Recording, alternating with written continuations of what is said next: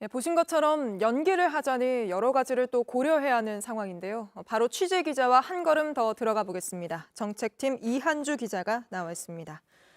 자, 이 기자, 3주를 미뤘던 게 다음 주 월요일이었던 거죠? 그러면 좀 한 번 더 미뤄서 4월 개학으로 무게가 좀 실리는 건가요? 네, 우선 추가적인 개학 연기가 불가피하다는 게 의료계와 그리고 교육계에서 나옵니다. 아직 코로나19가 확실히 잡히지 않은 상황에서 여러 명이 오랫동안 시간을 함께하는 교육 환경 특성상 감염에 취약할 수밖에 없기 때문입니다. 또 개별 학교의 발병에 그치는 것이 아니라 아이들을 돌보는 할머니나 할아버지 같은 고연령자와 기저질환을 가진 분들에게는 추가 전파가 될 수도 있습니다.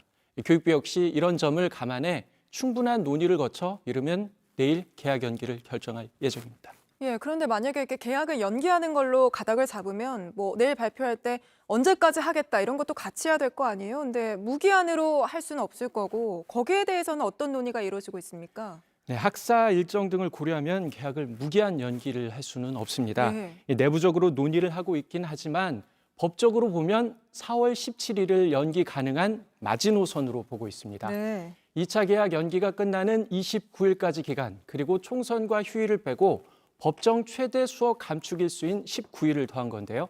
이 이상 연기될 경우 초중등 교육법 시행령에 따라 단체 유급이 불가피합니다.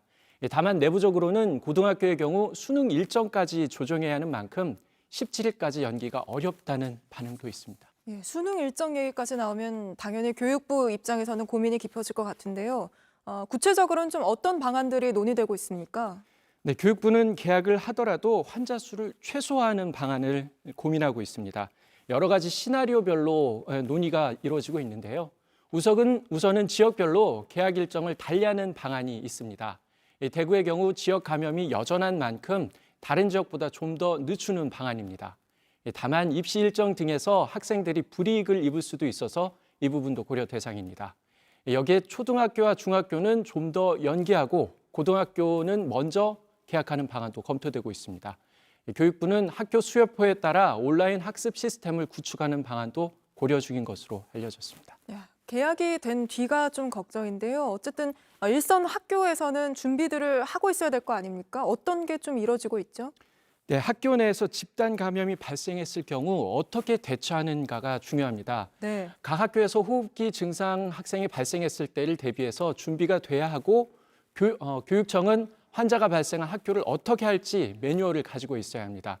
결국 개학에 앞서 혼자 환자 발생을 감당할 수 있는 의료 시스템 구축이 우선돼야 한다는 게 전문가들의 의견입니다.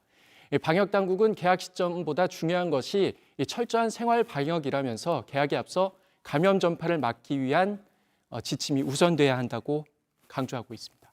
예, 잘 들었습니다. 이한주 기자였습니다.